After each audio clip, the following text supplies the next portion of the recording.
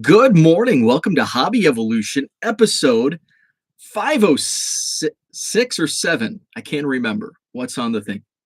Happy Friday. Good morning. Delicious coffee.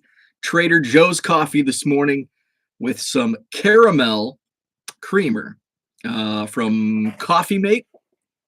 I am a creamer. I am a cream fan. Just a splash, just enough to give it some taste. And I usually, if I'm drinking regular coffee, I'll mix it up. I think I did hazelnut on my last batch. I just bought this caramel yesterday.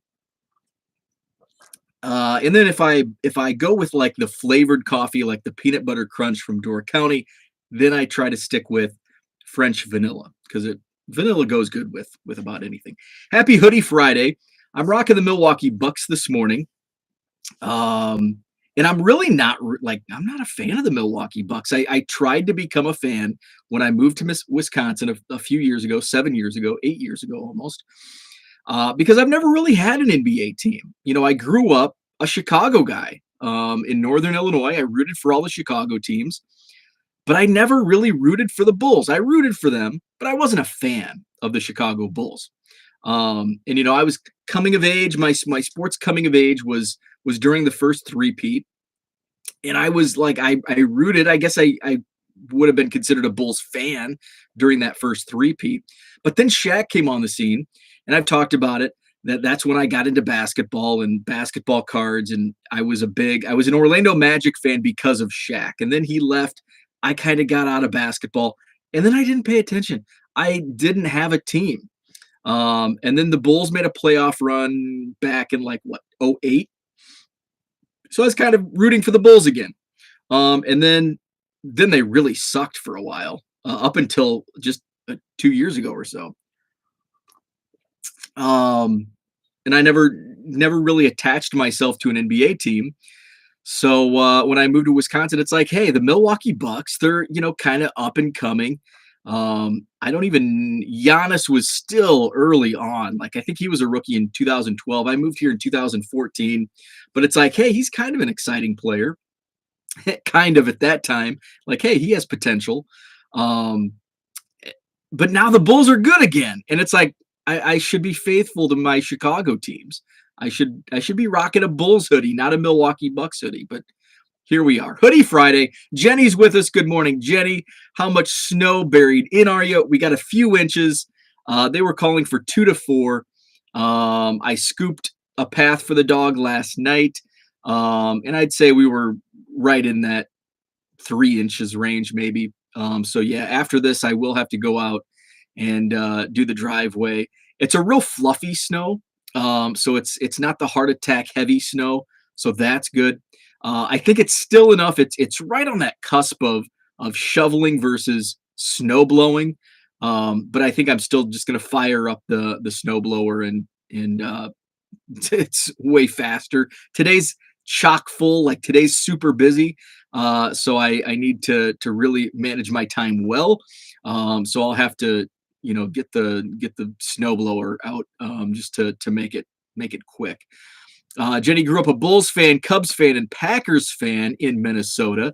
What's up, DR? Good morning. Shaw Cards, Russians in the chat. Good morning. Yeah, get them out of here. Diego, what's up? It's Friday. The weekend is here. Harden is on the Sixers. I am iffy about it, but I survived the process. What is up? Yeah, happy Friday. It's card show prep day, which I really don't have any prep. All of my inventory's loaded up in the car. I've got some signage. I shared a picture of the entry signs. Sponsored, my exclusive official sponsor of the Madison Card Show is my wife's real estate company. So I'm like, I could use some like nice professional signs. And then I'm like, how could I promote? Let's do some cross promotion. Like, and if my wife does more business, it's good for us collectively. Hey, do you want to be like an official sponsor? And then that way it goes on her P&L statement for marketing, for advertising, and I don't have to, account for that money. So official sponsor, Lessing Real Estate. Got the 2 signs, got them getting them ready. So I'll put one in the main lobby at the entrance and then one at the in the main ballroom. And then I also did, since I'm doing two ballrooms on 2 separate floors, I want to make sure people know, hey, there's more vendors upstairs, there's more vendors downstairs. So I got 2 signs very similar to what I shared on Twitter yesterday, directing people in each direction. So I've got to get those up. I got the table assignments done, at least for the main ballroom upstairs. So and then I'll go to the venue today just to make sure it's all set up, and usually I have to move tables around just a little bit because some people have 3 tables, some have 2, and then the single table, so I just have to kind of rearrange things at times. So that's on the docket. I'll probably hit up Walmart looking for AEW. I did go on a Walmart run yesterday afternoon. It's been hit or miss on Thursdays for stock day with Walmart. Yesterday they did not stock, so probably today. Last week they also stocked on Friday as opposed to Thursday, so it's been either Thursday or Friday at my local Walmart. So was not able to pick up any cards yesterday. DR says you should get your wife some custom sports cards with their business information on the back. I think that's cool. She probably would not think that's cool. Let's see. So that's what I did yesterday, and that's on the docket today. Last night, awesome conversation with Ty from Bench Clear Media. The first part of our chat is up on his channel Breaker Culture, so check that out. Awesome dude. I just started watching Mike and Ty's content like maybe 2 months ago, fairly recent, and I've really enjoyed the content that they put out, and it's now among my favorite watches on YouTube. So last night we went live to chat just eBay and best practices and tips and tricks and that good stuff. So that's posted on Breaker Culture, and then I think later today, the second part of our interview, we just kind of dive into just a little bit of everything. We talk about the Cubs project.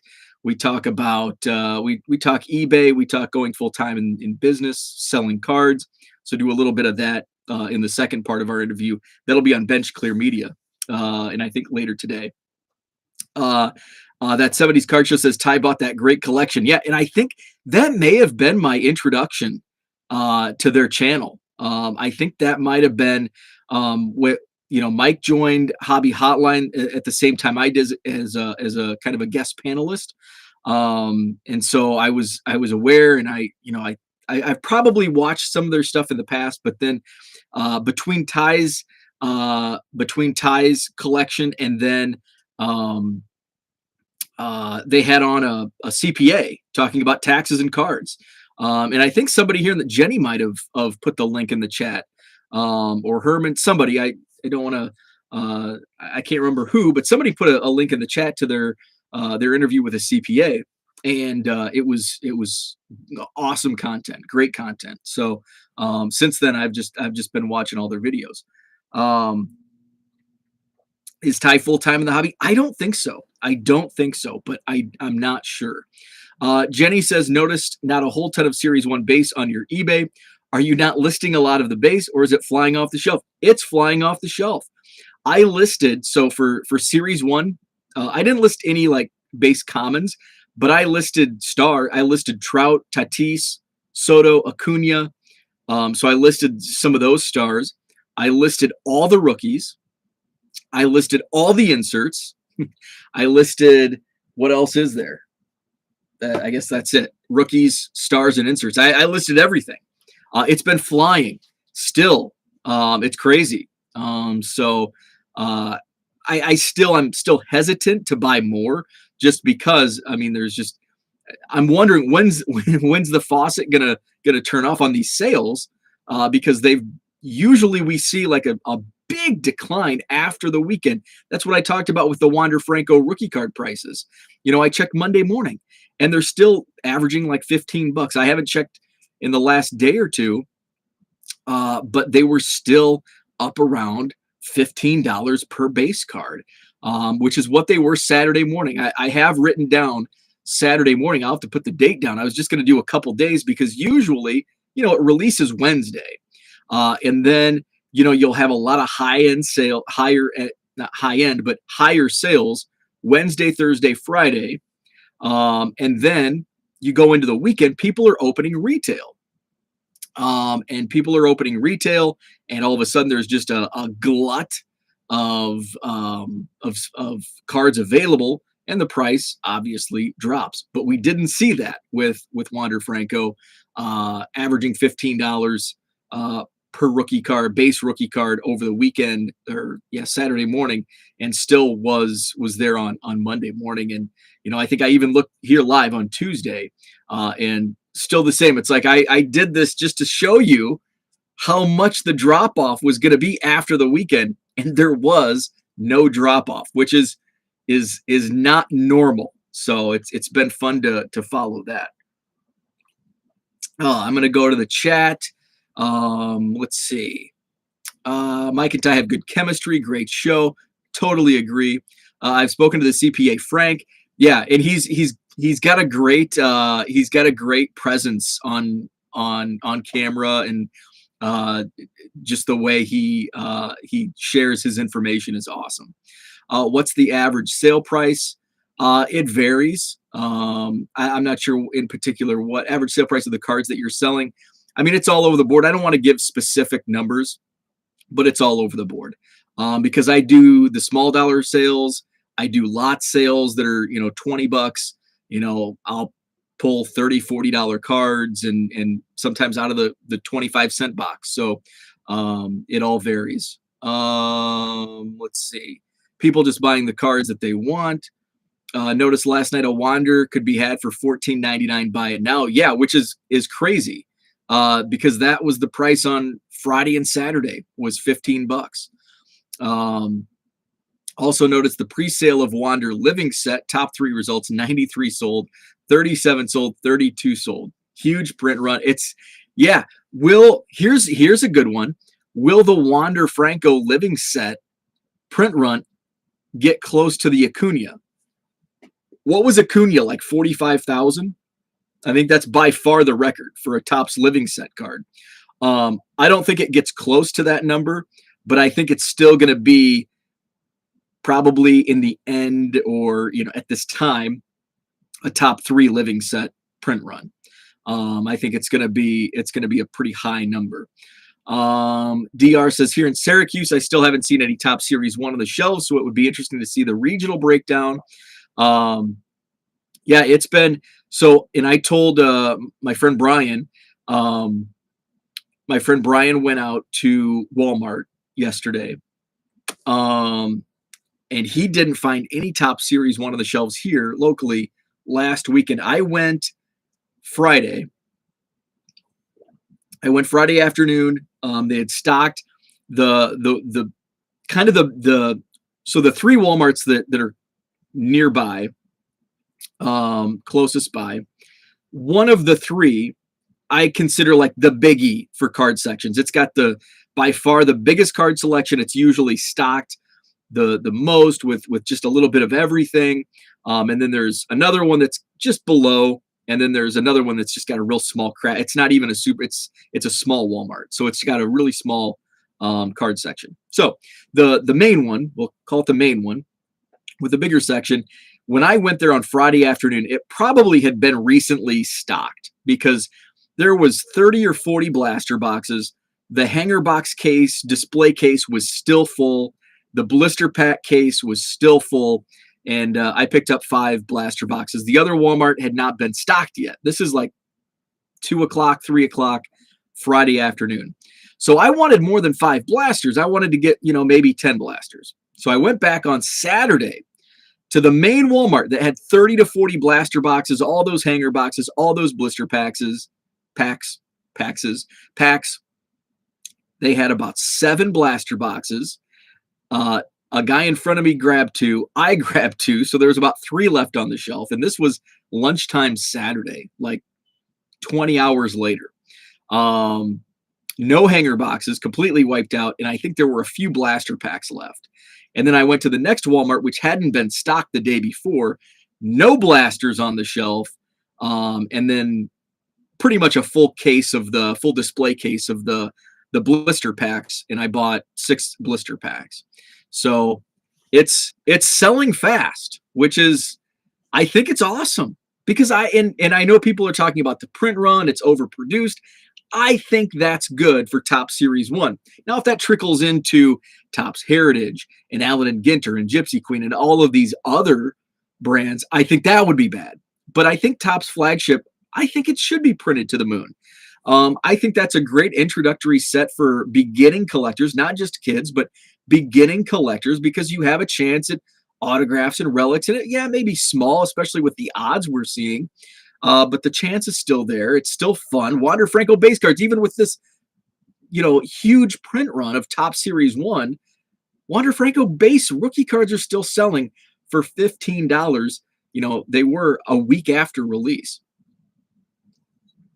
So yeah, so it's still a hot product.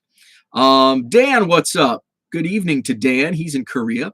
Examine Baseball. Do you think people are buying singles instead of boxes because box prices are up? That's a great question. I don't know. Possibly. I'm buying blaster, but normally I would have bought hobby boxes. So I think there's something to that, because normally I would have bought hobby boxes. But at 125, Blowout had them for $125. Topps released them, and they were available for, pretty much most of the day when they released last week. And I think they were, $80 on Topps. But after you take into account shipping and tax, it was going to be, I think, $95 for a hobby box. And I still, at that point, that's a good price. I think that's a decent price here in 2022. But for me, it's like, I'll buy 5 blaster prices haven't changed. They're still, you get 100 cards for $20. Yeah, you may get a better hit out of your 1 hobby box as opposed to 5 blasters. But I'd rather have 5 blasters, 500 cards than, 240 or whatever it comes in a hobby box. It might be more than that. So yeah, I think there's something to that, where people might be buying singles and certainly retail, because you get a little more bang for your buck overall, volume wise with cards. And I love the quantity. And there's still, like, it's, you pull a Wander Franco base and it's a hit. It's basically a hit. So I pulled a rookie auto of Seth Beer, and it sold for less than the Wander Franco base card. So that kind of tells you, and that's like, you pull an auto, it's still exciting. You pulled an auto, but at the end of the day, when you turn around and flip it and sell it, it's, I think I sold it for $12. I sold all the Wander rookies for 15. So I think there is definitely something to people maybe just buying the singles, buying what they want, as opposed to going out and spending the $100 plus on hobby boxes, because I think 125 is way overpriced. But if there's demand, I guess it's not overpriced, right? If there's demand, if people are buying it at that price, technically it's not overpriced. Jeremy, what's up? Good morning. Been stuck watching replays the last few days, but I made it today, albeit late. Hey, you're actually not too late. You're not. I haven't even started talking about my main topic. Nick says, "Oh, okay. So the 2022 Topps cards that the rookies and starts, basically I put everything at $1.50 free shipping. That's inserts, rookies, the Trout, some of the others, some of the big names like Trout, Vlad Jr., those sold for $2, $3, $4. The Wander insert, those I think I pulled 2 of those, sold for $10 each. The Wander base rookie sold for $15 each. And I pulled an autograph, but it only sold for like 12. But by and large, the quantity, the volume, I listed most of them at $1.50. I haven't looked at my stats, but I know I bought 7 blasters, 6 blister packs, and I came out ahead and got to keep, all the Cubs, and I've got a bunch of commons, some that I'll, throw in a 25-cent box. And then, some of the other stuff just listed still in my store. Jenny says it goes over the Acuna. More people in hobby now and more aware of living set than when Acuna came out. I would disagree with that, and here's why. The living set was still like a big thing when Acuna came out. People were still buying. Like if you look at the print runs, take a look at the print runs around the Acuna release. The average print run of the living set was way up over what the current print runs are now. Even though there's more people in the hobby, the living set's just not an attractive option to many people.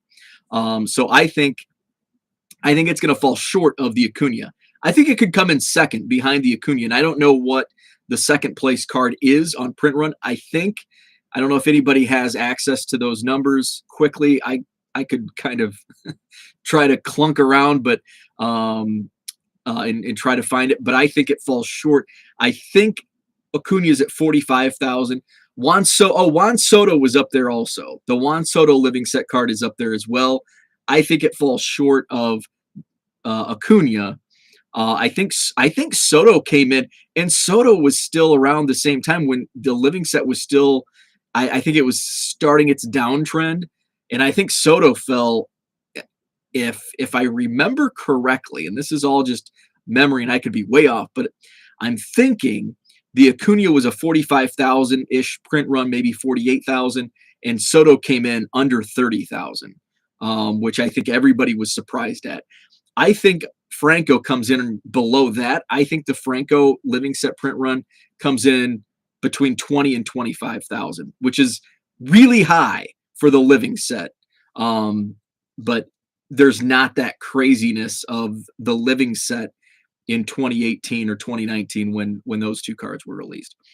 That 70 show says, who will be Florida's most successful athlete in 2022? What a question. What a question. Florida's most successful athlete in 2022. Trevor Lawrence or Wander Franco? I love this question. I'm going to say Wander Franco. I mean, we have to have a season, right?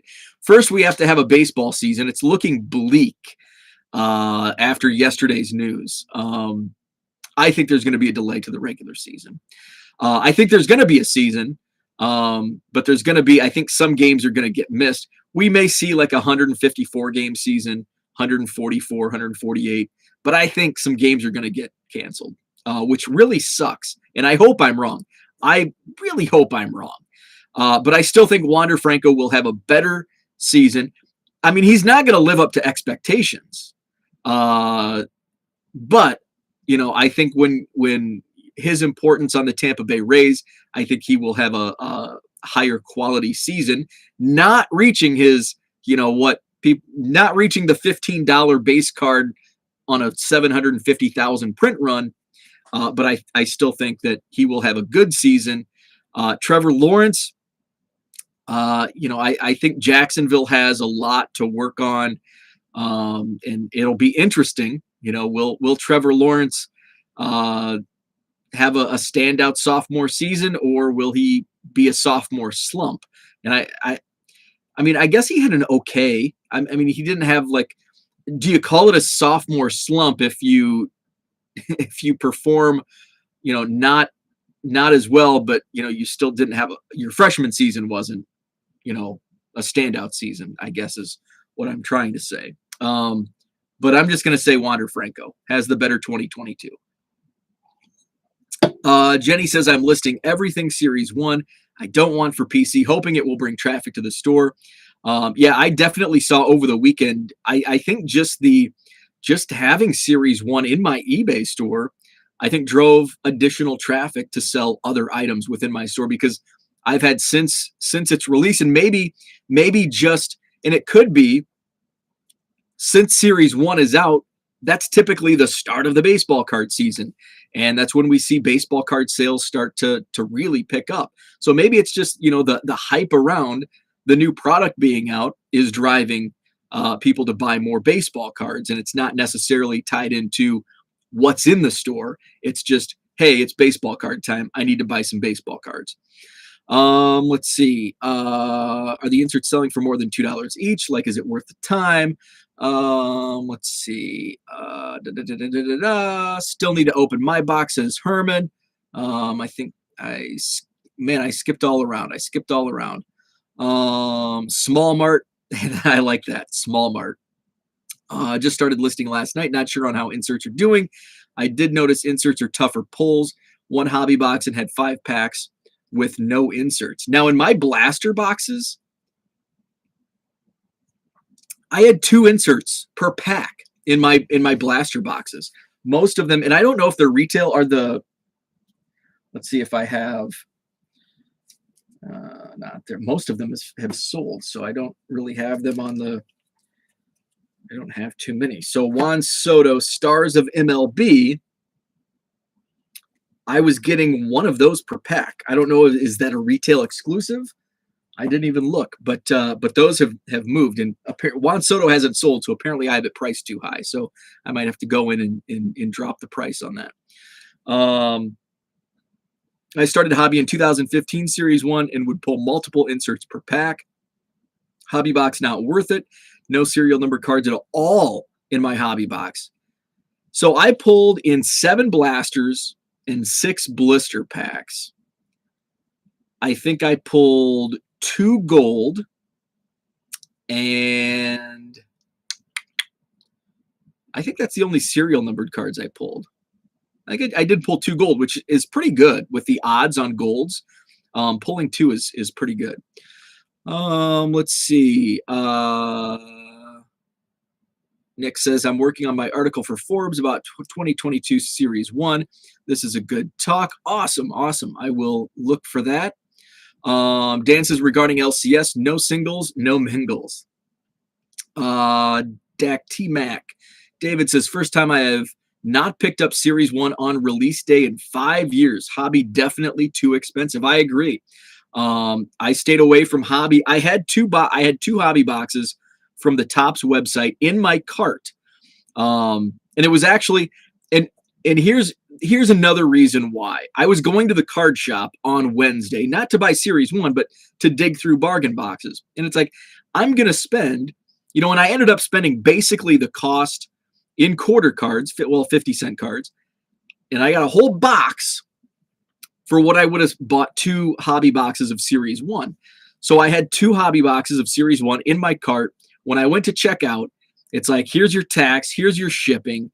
And it's like, how long is it going to be? One part was, okay, I'm going to the card shop today, and I'd rather just spend, instead of spending double this, I'd rather just go to the card shop, dig through bargain boxes for a few hours and buy $200 worth of cards, get what I want and what I know I can flip, as opposed to a gamble with hobby boxes. So that went into account. The shipping by Topps has been absolutely brutal.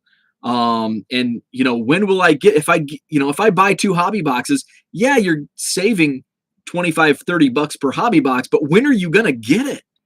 You go to your hobby shop, go to your card shop, spend $125, you get it right now. Buy it from Blowout, you'll get it in a couple days. Buy it from Topps, who knows? It might be a couple days. It might be a few weeks. So that went into account. And then, again, $95 after tax and shipping. It's like, I'd totally buy it. I'd totally buy $100 at the card shop if I was there and it was there. $100. By the way, the card shop that I went to didn't have it yet. I think he said that they weren't getting it in until Friday of last week. So that all went into account. And so I'm like, you know what? It's just not worth it to me. So that's why I didn't buy any hobby boxes. The pre-sale on Blowout, $125. No way. That's too much. I wouldn't even spend that at the local card shop for, convenience, and supporting a local business. So for that reason, I'm out on hobby boxes for 2022 Topps. Let's see. Ryan, good morning. In Canada, the blasters are a higher price this year than last. That's interesting. I did not know that. I was not aware of that. So here in the States, at least in the Walmart stores I have been in, they're still like $19.98 or $19.99, whatever the price is, plus tax. So they are still basically $20 a blaster here in the US. So it's interesting. In Canada, they raised the prices on blaster boxes. Is there another rookie in the set worth checking for? At this time, not really. It's basically Wander Franco and then the rest, but then there's some guys. Jaron Duran has been a hot seller. Lars Nootbaar, which is a really fun name to say. I sold his rookie cards really quick. But again, these are like $2 cards, where Wander Franco's 15. So Jaron Duran is probably the number 2. If anybody else has names, drop them in the chat. But from my personal sales, Duran and Nootbaar went pretty quick for my sales. And I've actually sold quite a few in that $1.50 to $2 range per card. Have sold pretty fast. Still need to open my box, says Herman. Well, I was seeing $300 on a hobby box of basketball. So to me, $125 is not overpriced in 2022. Hobby boxes in Canada used to be $80 a box, now $150. Do you lose money on a single $1.50 free shipping sale? I imagine you were over $1 on fees and shipping. It's right at $1 on fees, shipping, and supplies. So basically, on a single transaction, if somebody comes into my eBay store and buys one card for $1.50 free shipping, my net is right around 50 cents. I think it's actually like 47 or 48 cents. But that's why I have volume discounts. So you come into my store, if you buy 3 cards, you get 15% off. So that is to entice to, so that 50 cent per card now becomes a 75 cent per card profit. So that sale now nets me, $2.25. And then my 7, and then if you buy 7 or more cards, you get 25% off. So that entices buyers to buy more. The discount is larger, but so is my profit from selling in bulk. My cost of goods on these cards are pennies. Outside of, when I buy hobby, blaster boxes, but when I'm digging through quarter boxes, when I'm buying in bulk, my cost per card is a penny or less. So my cost of goods is very minimal on these $1.50 sales. Bryce Harper Manu Relic went for $11. Diego got that volume discount. Diego with the volume discount. Thank you very much, sir. I appreciate your business. Nick says, people are not checking for the living set now. Look at the print runs. Plus, he plays for Tampa. Morning, way behind, so we'll catch up. Have a great day. You too. Jenny says, I can tell you what doesn't have a high print run in the living set. Ian Happ. Too bad you didn't buy 9 of those. Yeah, I bought 9 Javi Baez. I did not buy a single Ian Happ. I had a run where I was buying Cubs living set cards, and then it just didn't intrigue me anymore. I was on the living set train for a while. David, thank you. David adds in the numbers. Okay, so my memory was good with the Acuna and Soto. So Acuna was 46,000, Soto 28,000, Gleyber Torres 28,000, and Vlad Jr. 27,000. So that was like the height of the living set. And now, like as Nick mentioned, once you look now at if you look at the current print runs on living set cards now compared to that time period, excluding those numbers, just looking at the other cards, I mean, it's night and day difference. Nick says, I think Franco comes in below all of them. Talking about the top 5. I think I agree. I think Franco could still be in that 20 to 25 range. But I don't think he'll hit 27K. I don't think he'll unseat Vlad Jr. for number 4. And I think he's going to come in real close to that Trout number of 22,000. I think the Wander Franco settles in 20 to 25,000. So I would not be surprised if it came in below Trout or slightly above, but I don't think he gets to 25,000. I think it's 20 to 23, 24, somewhere in there. I think Franco comes in below all of them. People aren't looking for the living set. I agree with that. It's really just fallen off the face of the earth. John says it's Wander's birthday on Tuesday. We should get him something nice. Cheap plug, I posted my 2022 hobby box on my YouTube channel here. Feel free to watch it. Let me get Nick. I'm gonna let's see. Nick, you can post your link. I just gave you the wrench. So Nick, go ahead and just post the YouTube link. So check that out. Did you pull a complete set out of 5 blasters? So here's the thing, Nick. That's a great point. So out of 5 blasters, I pulled 2 Wander Francos. And there was a lot of talk that Wander Franco, I bought 5 blasters. I didn't pull a single Wander Franco. It's short print. It's not. And you got to look at the 330 card base set. I was pulling 2 insert cards per pack. You look at the numbers, and I went over these last week. I think your odds of pulling a base card, whether it's Wander Franco or any other player in the checklist, is like 1 out of every 4 blaster boxes. So most stores, and I think a case is now 20 blasters. So there's basically, out of a case of blasters, you're going to get 5 of every card if the collation is accurate per case. So you pull 5 blasters, your odds are you're likely gonna get 1 Wander Franco, and you might get lucky and get 2. But if you pull the wrong boxes, you might not get any. You might get 3. Hey, you might get 5 if you pull. If you're lucky. Just the way the odds and the numbers work. But did I pull a complete set? So I pulled out of 5 blasters. I pulled 2 Wander Francos, and out of those first 5 blasters, I don't think I pulled a single number 1 Shohei Ohtani. I think out of 7 blasters and 6 blister packs, I only pulled 1 Shohei Ohtani card number 1 out of all that. And sometimes that's just how the odds work. And out of all that, I pulled 3 Wander Franco base rookies. And I'd much rather have the 3 Wander Francos than the 1 Shohei Ohtani. But there's another player, I think Jonah Heim, which is a common. I think I only pulled 1 Jonah Heim out of all that as well. So out of my 5 blasters, I did not get a complete set out of 5 blaster boxes, which is not surprising when you think of a 330 card base set. You're getting 495 total cards out of 5 blasters, but you're also 490 cards because the Manu relics are in there, and then if you're getting 2 inserts per pack, sometimes 3. Are you even getting to? Yeah, you're getting slightly above 330. So, and there's probably going to be some duplicates in there. Let's see. John says, I'm training my dog to hit on Sharpie scents. He'll help me identify the hits at the store. Speaking of shipping, Sportlots found my box shipment. They sent it to the wrong address. I saw that. It ended up in San Antonio, Texas.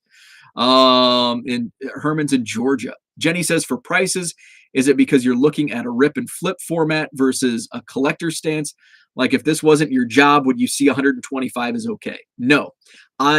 Even as a collector, well, I shouldn't say no so fast. Probably not. I probably what I see, I would spend more than what I do doing this full time. But as a strict collector in selling cards as a side hustle, I wouldn't look at it as closely as I do now. But I still wouldn't spend 125 on a hobby box of Series 1, even though if it was just a hobby. If we had baseball, if players were actually reporting to spring training and not negotiating with the owners, maybe I would. I'm pretty spontaneous at times. So I might say that today and then tomorrow run to the LCS and spend $125 on a hobby box. But I think all in all, I probably wouldn't. I stick to my, this is what I'm willing to pay. And I'm not going to go above that number. And, I think for convenience, of going to a local card shop, buying a hobby box, I think maybe 110 is probably my number. And I know you look at it's only $15. Why not the other 15? It's like, well, that's my price. I don't want to spend more than that. How many cards can you get into a PWE before having to upgrade to a bubble mailer? Here's a great question as we now segue into the main topic. So PWE, there was, and I talked about this on Twitter yesterday. Great discussion on Twitter. Um, and it was hard to somebody that I was discussing this with. I was trying to explain my take, and I don't think we were on the right page. And it's hard to do that on Twitter with 280 characters and trying to explain, okay, this is why. So why is a piece of cardboard bad in an envelope in a PWE? And so there was a lot of debate back and forth on, well, you can use a thinner piece of cardboard, like a cereal box, or I guess that's thick, like just a small, small cereal box type of cardboard. And so my data, and this is anecdotal, I don't have exactly how many transactions and how many issues I've had, but let's just say out of 100,000 transactions, it's probably 80,000, but we're going to use 100,000. Out of 100,000 transactions selling PWE, I've had very few issues, and I just went to card savers because they're less rigid, which is what this conversation is going to be about. But I also had limited issues with top loaders. However, I had more issues with top loaders, especially when you put two top loaders in the envelope, or especially when you put cardboard. When I started PWE shipping, this was long before standard envelope came in. I was putting a piece of cardboard with and I was using top loaders. All of my envelopes were rigid.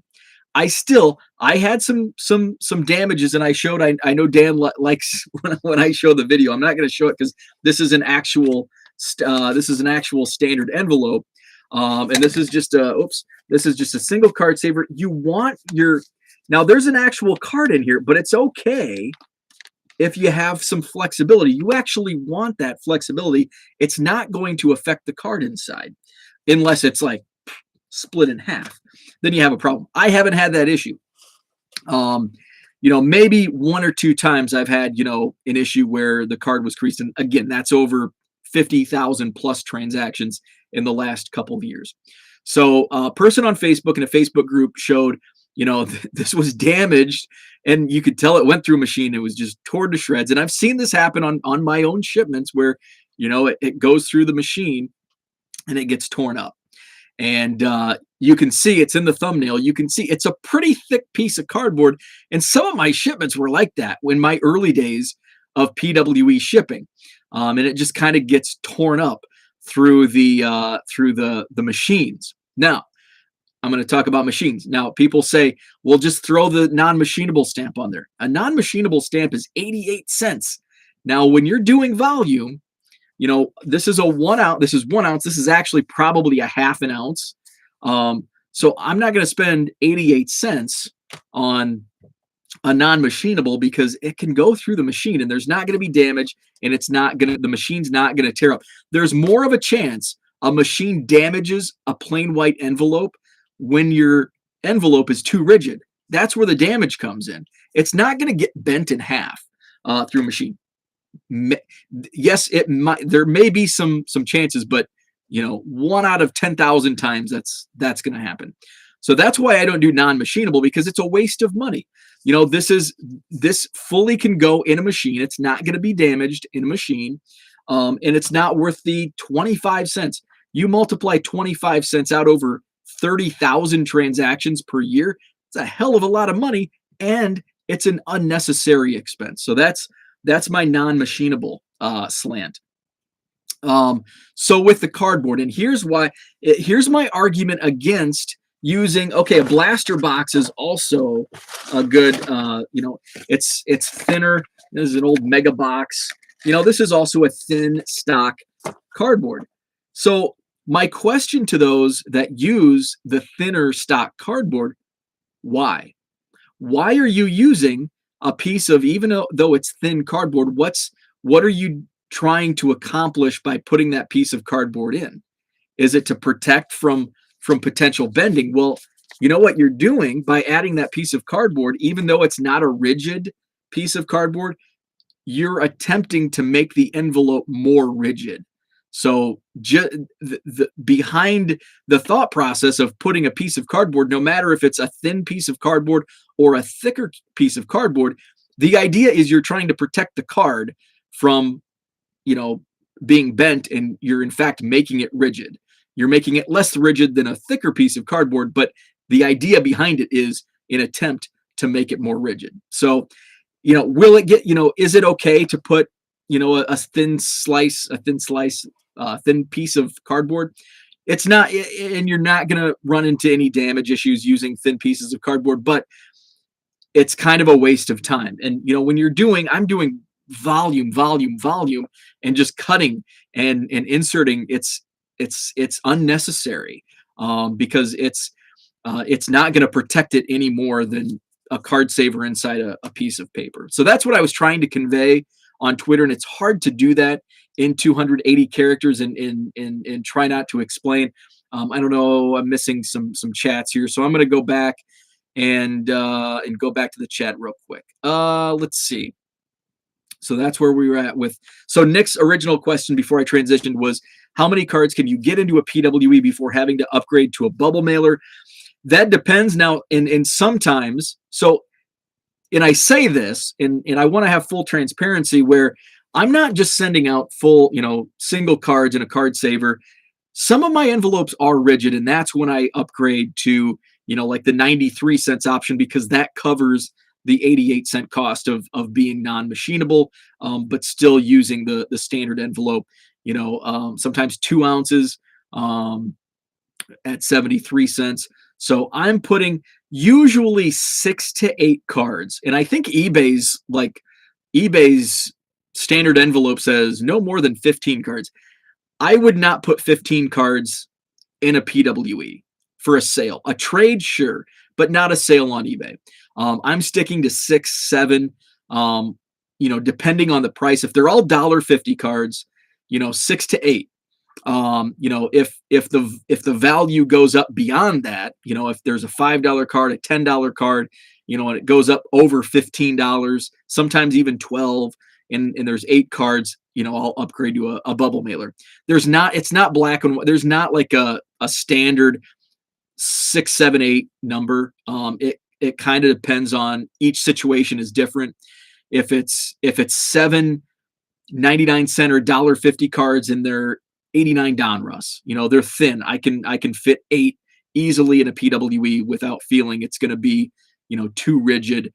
But if it's 8 Bowman Chrome cards at $1.50 each, I'm going to upgrade to a bubble mailer because the card stock's thicker. So it's going to be more rigid than what I'm comfortable with. And then if it's a 5 or 6 card order, but a couple cards are $5 each, and the total cost of the order is, $18, I'm going to upgrade to a bubble mailer. So it's just every situation, every transaction's a little different.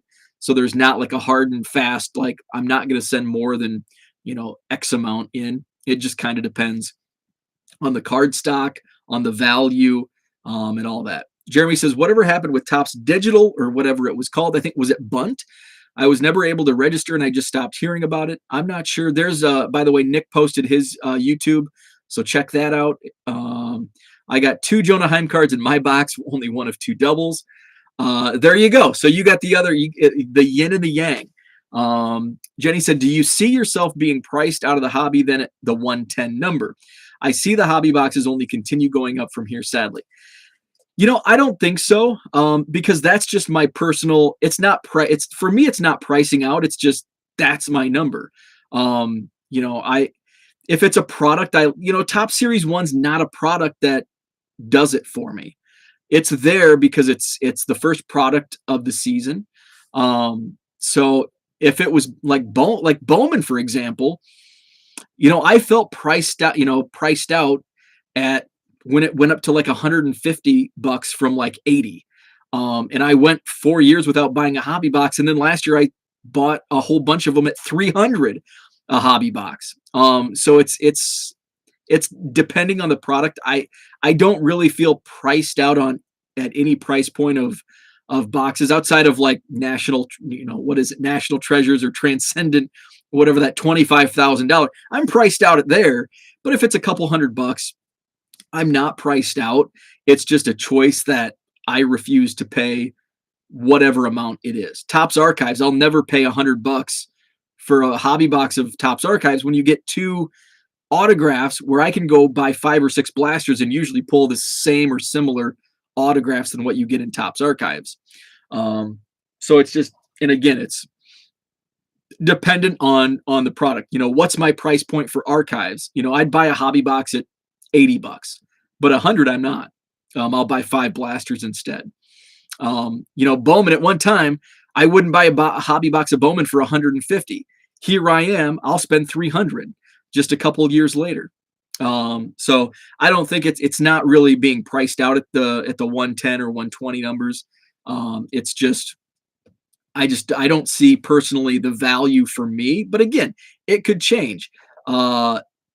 If on opening day, whenever it comes, if it's on time or not, I may go to the hobby shop and buy a hobby box of Topps Series 1 for $120 a month after release, just because it's Topps Series 1, it's opening day.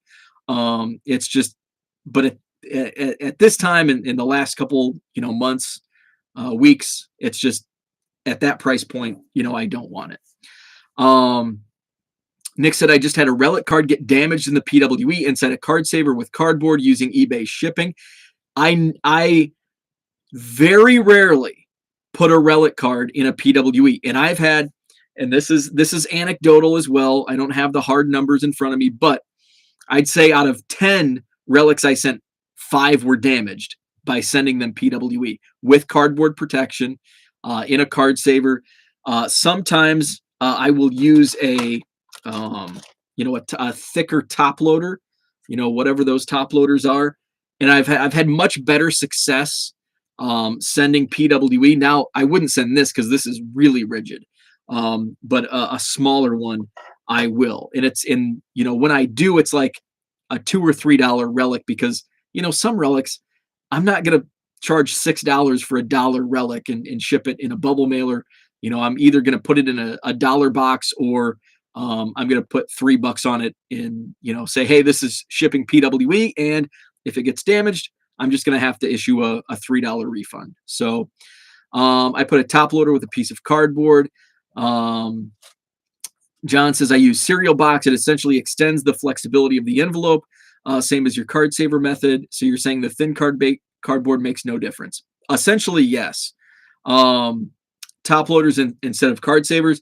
So in actually using a top loader and cardboard is worse, because it makes it even more rigid and there's more chance to make it. Let's see if I have a top loader. So here's, and I'm going to try to show.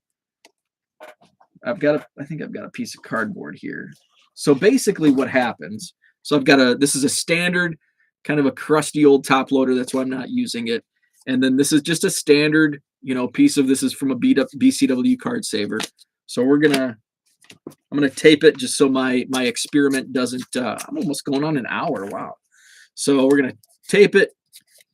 Never use Scotch tape. I always use the blue painter's tape.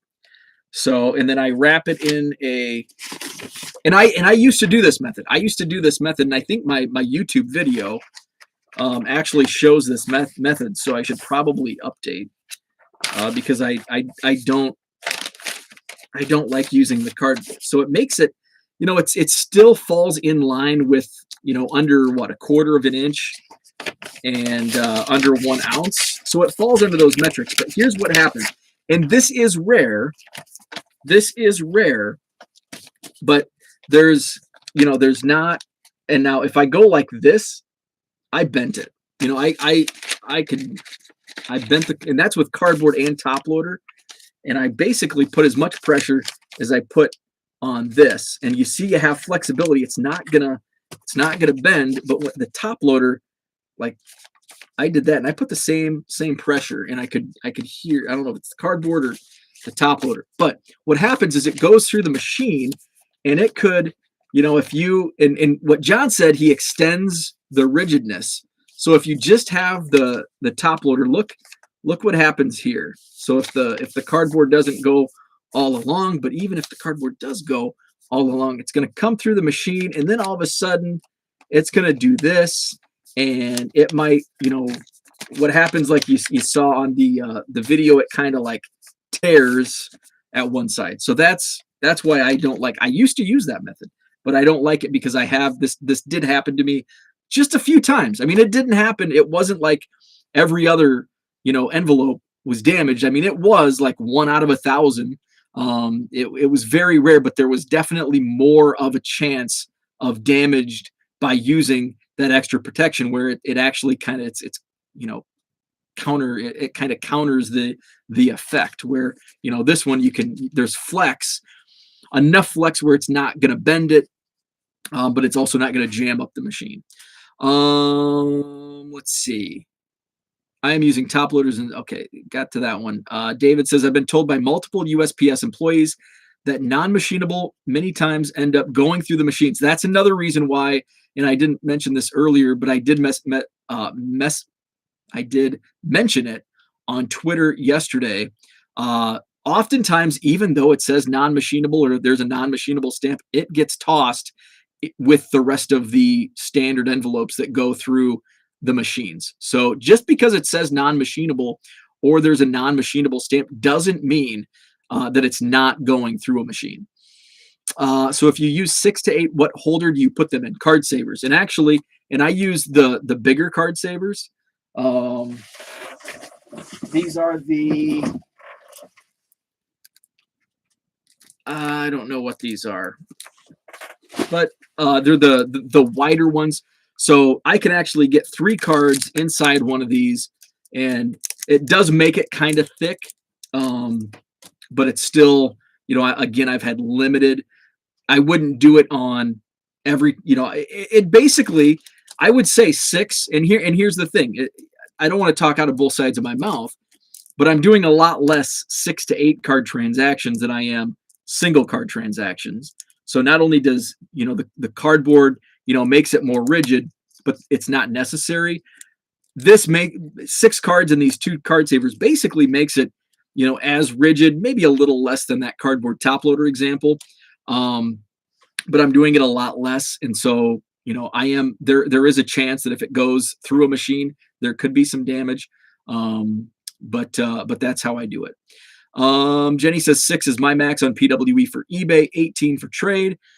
Jenny says 72 cards in those tan envelope size of piece of paper can ship trade of 72 cards for $1.64 that way versus $5.40 bubble.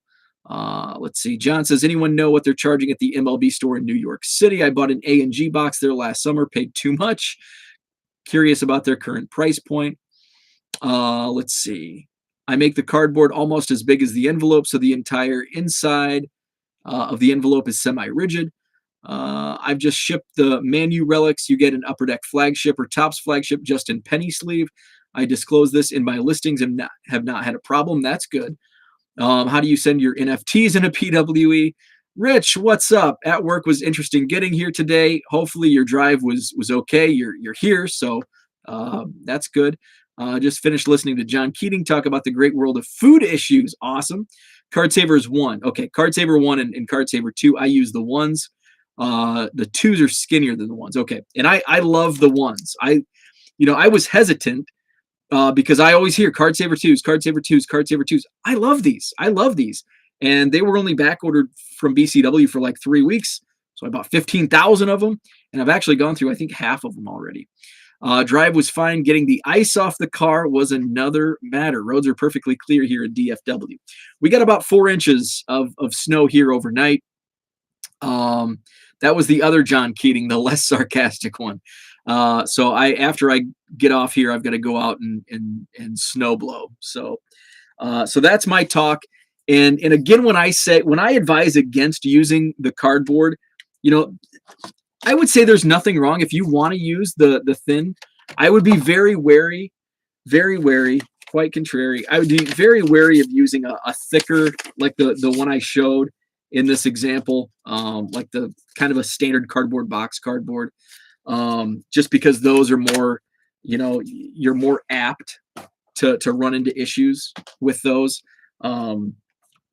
But for me, I think basically for me, it's a time saver. Cutting the cardboard, I'm shipping out about 100, cards per day.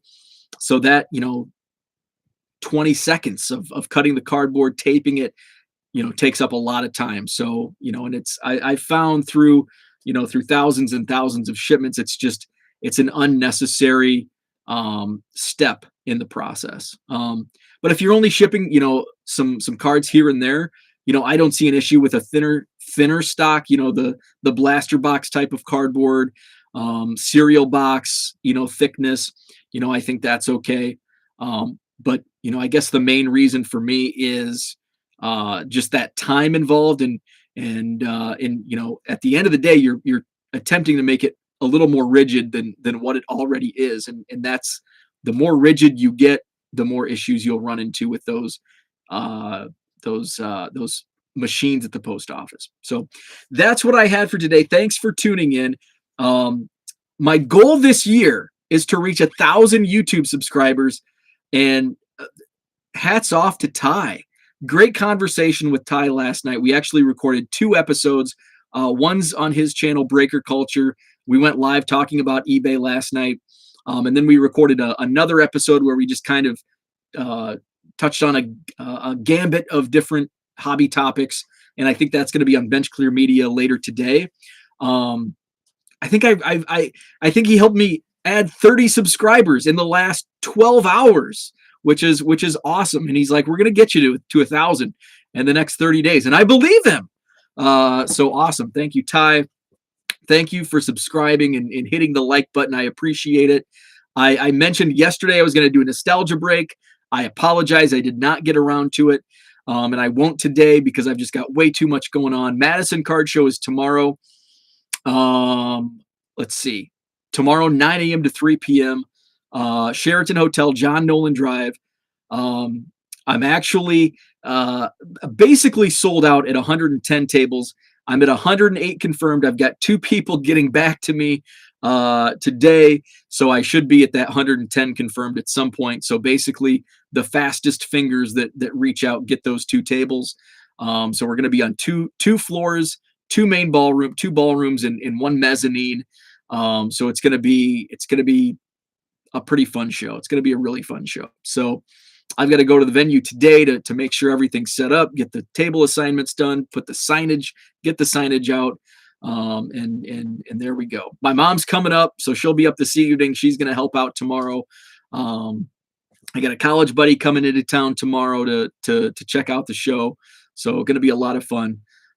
So if you're within driving distance of Madison, Wisconsin, the roads will be clear by tomorrow morning. So should be clear actually by later today. Snow's done. So thanks for tuning in. Have a great Friday, and no live show tomorrow since I'll be there. But I'll go on live on Sunday morning to recap the Madison Card Show. Monday I'll be picking up the second pallet of cards. Bought another lot from Goodwill. Of course, the last one netted me a Mike Trout rookie. We'll see what this one brings. So I'm going to pick that up on Monday. So I may have some video on Monday. So I'll get to a nostalgia break at some point. So I've got the ET. I've got the ET break coming. That's going to be the next nostalgia break. And then I'm picking up some fun non-sport packs at the show from one of my dealer friends tomorrow. So I'm looking forward to ripping into those because they're like my 2 most wanted non-sport packs for nostalgia breaks. So that'll be fun. Have a great Friday, and we'll chat Sunday.